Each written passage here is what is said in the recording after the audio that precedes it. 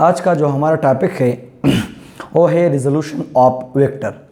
Let's suppose हमारे पास एक vector होती है, इसको रिजॉल्व किस तरह करेंगे, इसको कंपोनेंट में किस तरह हम जो है ना इसको तकसीम करेंगे, इसको डिवाइड करेंगे कंपोनेंट में।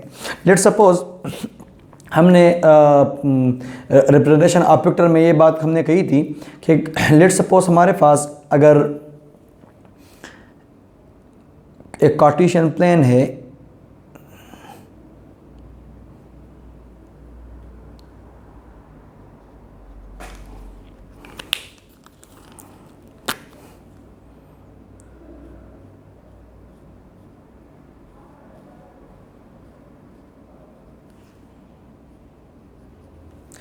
ये लेट्स सपोज हमारे पास है x, ये x प्राइम, ये हमारे पास है y, ये है y प्राइम। तो जब भी हम एक इसमें मैं लेट्स सपोज एक वेक्टर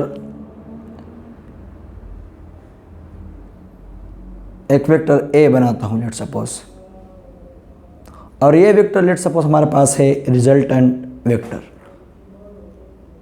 ये रिजल्टेंट वेक्टर किसका है? लेट्स सपोज हमारे पास एक वेक्टर है जो अलोंग x एक्सिस है, ये लेट्स सपोज हमारे पास है a वेक्टर, और दूसरा वेक्टर हमारे पास लेट्स सपोज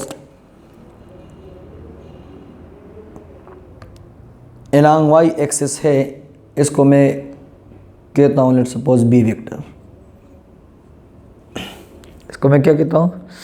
b वेक्टर कहता हूँ इसको मैं। तो ये हमारे पास दो वेक्टर हैं और इसको मैंने 8 किया है टोटल रूल पे, और ये हमारे पास क्या आया? रिजल्टेंट आया।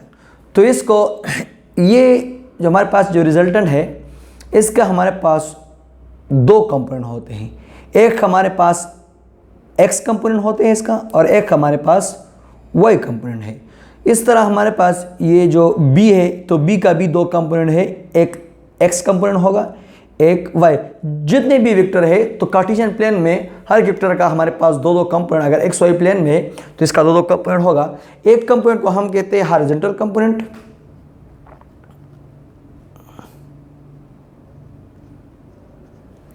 हॉरिजॉन्टल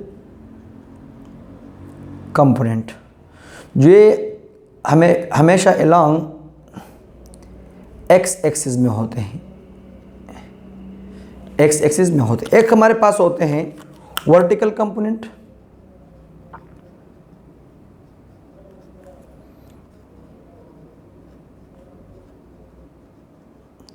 जो हमेशा अलोंग y एक्सिस में होते हैं, ठीक है ना। तो अगर मैं रिजोल्यूशन को देखूं, अगर इसका डिफिनीशन में लिखूं, तो रिजोल्यूशन हम कहते हैं तकसीम को। किसको? तकसीम को। एक वेक्टर को तकसीम करना। अगर मैं एक वेक्टर को तकसीम कर रहा हूँ तो इसको मैं रिजोल्यूशन ऑफ वेक्टर कह सकता हूँ। लेट्स सपोज अगर मैं डिफिनीशन लिखूँ तो इसमें इस तरह लिखे, the splitting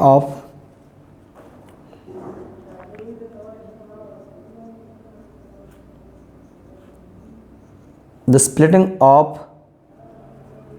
vector and its component।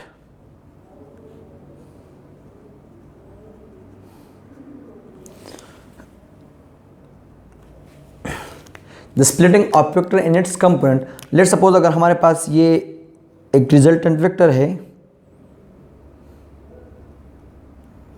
तो इसका हमारे पास दो XY प्लेन में है, XY प्लेन में, तो इसके हमारे पास दो कंपोनेंट होंगे। एक को मैं कहता हूँ x एक्सिस, और एक को मैं कहता हूँ अलोंग, एक कंपोनेंट इसका अलोंग x एक्सिस होगा और दूसरा कंपोनेंट इसका अलोंग y एक्सिस होगा। तो जो लेट्स सपोज हमारे पास ये r वेक्टर, r रिजल्टेंट है या एक वेक्टर है, तो ये जो x कंपोनेंट है तो इसको मैं r x कह देता हूँ, और जो y कंपोनेंट है इसको मैं r y। लेट्स सपोज हमारे पास ये एक वेक्टर है ये, तो ये इस वेक्टर का दो कंपोनेंट, ये एक बेस वाला कंपोनेंट होगा, एक परपेंडिकुलर कंपोनेंट होगा। तो परपेंडिकुलर कंपोनेंट को हम हमेशा इस तरह भी तो परपेंडिकुलर कंपोनेंट को हमेशा हम क्या कहते हैं? परपेंडिकुलर कंपोनेंट को हम हमेशा y एक्सिस पे करते हैं, और जो एक्स एक्स पे होते हैं, ये इसको हम हॉरिजॉन्टल कंपोनेंट कहते हैं, एक को हम वर्टिकल कंपोनेंट कहते हैं। अच्छा, इसको रिजॉल्व कैसे करना है? तो इसके लिए अगर मैं इस ट्राइंगल को ये ए जो है ना ये बराबर होगा आर एक्स का, और ये जो बी है ये इसका कंपोनेंट होगा आर वाई। तो लेट्स सपोज अगर मैं इसको क्या करता हूँ, इस ट्राइंगल को इधर बना देता हूँ, तो ये हमारे पास है रिजल्टेंट वेक्टर आर, ठीक है। तो इसका दो कंपोनेंट होगा, एक कंपोनेंट हमारे पास होगा आर एक्स का, और एक कंपोनेंट हमारे पास होगा आर वाई कंपोनेंट। एक आर एक्स कंपोनेंट होगा और एक आर वाई कंपोनेंट। अब इसको क्या करना है? अब इसके लिए हमने आर वाई किसके बराबर होगा और आर एक्स किसके बराबर होगा, तो इसके लिए हमने अभी इक्वेशन फाइंड करनी, ठीक है। लेकिन इसके लिए आपने एक हिंट याद रखनी है कि सम मैथमेटिक्स ट्रिग्नोमेट्री में हम यूज़ करते हैं कि some people have curly, some people have curly brown hair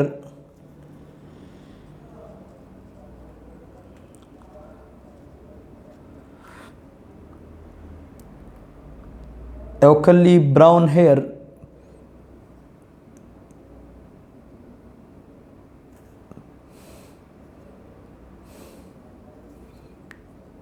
through proper brush. ये है ना आपने याद रखनी है, ये हम यूज़ करते हैं ट्रिग्नोमेट्रिक में। तो सम से हम एक हमारे पास एस हो गया, P H C B H T P B. अगर एक एक लेटर हम इससे निकालते हैं तो साइन थीटा हमारे पास बराबर हो जाता है परपेंडिकुलर डिवाइडेड बाय हाइपोटेन्यूज, ठीक है। इस तरह कॉस थीटा हमारे पास बराबर हो जाता है cos B over H base divided by hypotenuse, और जो टेंजेंट थीटा है ये हमारे पास बराबर हो जाता है प्रॉपर ब्रश तो परपेंडिकुलर डिवाइडेड बाय बेस, ठीक है ना। तो ये हमारे पास जो परपेंडिकुलर है ये आर वाई हमारे पास परपेंडिकुलर है, इसको हम परपेंडिकुलर कहते हैं क्योंकि हमेशा 90 डिग्री पे होता है। ये हमारे पास बेस है, बेस हमारे पास वो है जिससे एंगल बन रहा हो, वेक्टर का क्या बन रहा हो, एंगल बन रहा हो, तो उसको हम बेस कहते हैं। और ये एच हमारे पास क्या है, हाइपोटेन्यूज है। तो अभी अगर बेस के लिए आर एक्स की मैं फाइंड करना चाहूँ, आर एक्स फाइंड करना चाहूँ अगर मैं, तो ये पहले वाला ट्रिग्नोमेट्रिक सेकेंड वाला ट्रिग्नोमेट्रिक रेशो में, क्योंकि आर एक्स बेस का है तो ये सेकेंड वाला मैं यूज़ करता हूँ। Cos theta is equal to base किसके बराबर है, आर एक्स के डिवाइडेड बाय, और हाइपोटेन्यूज किसके बराबर है, आर के, जो हमारे पास रिजल्टेंट है। तो आर एक्स हमारे पास बन जाता है R into cos of theta. तो जो आर एक्स है, जो एक्स कंपोनेंट है वो किसके बराबर हो जाएगा R into R X is equal to R cos of theta. अगर इस तरह हम आर वाई की बात करें तो आर वाई हमारे पास अगर फाइंड करना चाहूँ तो इससे साइन थीटा, क्योंकि परपेंडिकुलर आर वाई परपेंडिकुलर, तो इससे हम फाइंड कर सकते हैं। तो sine theta is equal to perpendicular क्या आ जाएगा, आर वाई आ जाएगा डिवाइडेड बाय, और हाइपोटेन्यूज क्या है आर, तो आर वाई हमारे पास बन जाएगा is equal to R sine of theta. तो ये हमारे पास आर एक्स कंपोनेंट और आर एक्स कंपोनेंट आया, और ये हमारे पास आर वाई का, ये बेस वाला का जो कंपोनेंट है एक्स कंपोनेंट, ये वाई हॉरिजॉन्टल कंपोनेंट और ये वर्टिकल कंपोनेंट। अच्छा, अगर हम अभी एंगल फाइंड करना चाहें कि ये एंगल किसके बराबर होगा, तो ये हम हमेशा किससे फाइंड कर सकते हैं, टेन थीटा से। किससे फाइंड कर सकते हैं, टेन थीटा, तो टेन थीटा हमारे पास बराबर हो जाएगा किसके, परपेंडिकुलर डिवाइड बाय बेस के बराबर है। तो परपेंडिकुलर किसके बराबर है, R Y divided by R X. तो इससे हम थीटा अगर फाइंड करना चाहें तो टेंजेंट उधर जाएगा, टेंजेंट इन्वर्स हो जाएगा, tangent inverse into R Y divided by R X. तो ये हमारे पास, इससे हम क्या फाइंड करेंगे, इससे हम एंगल को फाइंड करेंगे कि कितने एंगल जो रिजल्टेंट बना रहा है वो कितने एंगल है। तो इससे हम क्या फाइंड करेंगे, एंगल को फाइंड कर सकते हैं। तो इसको रिजोल्यूशन ऑफ वेक्टर कहते हैं। हमारे पास क्या है, रिजोल्यूशन ऑफ वेक्टर है। अच्छा, अभी हम इस पे एक एग्जांपल करते हैं। लेट सपोज हमारे पास एक वेक्टर ए है, ठीक है, वेक्टर ए लेट सपोज। तो ये इसका कौन सा कंपोनेंट हो गया, ए एक्स, और ये कौन सा कंपोनेंट हो गया इसका, ए वाई। अगर थीटा गिवन हो, लेट सपोज हमारे पास थीटा है लेट सपोज 30 डिग्री, ठीक है ना। अगर थीटा गिवन है और साथ में ए गिवन है, ए लेट सपोज हमारे पास है 4 न्यूटन, लेट सपोज 4 न्यूटन के बराबर है। तो हम ए एक्स और ए वाई को आसानी से हम फाइंड कर सकते हैं। ए वाई का जो के लिए फार्मूला है हमारे पास बराबर हो जाएगा 4 इंटू साइन ऑफ 30 के, ठीक है। तो इससे जो भी वैल्यू आ जाएगा तो ये हमारे पास वाई कंपोनेंट बन जाएगा वेक्टर फॉर्म में, ठीक है ना। और जो ए एक्स कंपोनेंट है तो ए एक्स बराबर हो जाएगा 4 इंटू कॉज ऑफ 30 की, किसके बराबर हो जाएगा, कॉज ऑफ 30 के बराबर हो जाएगा।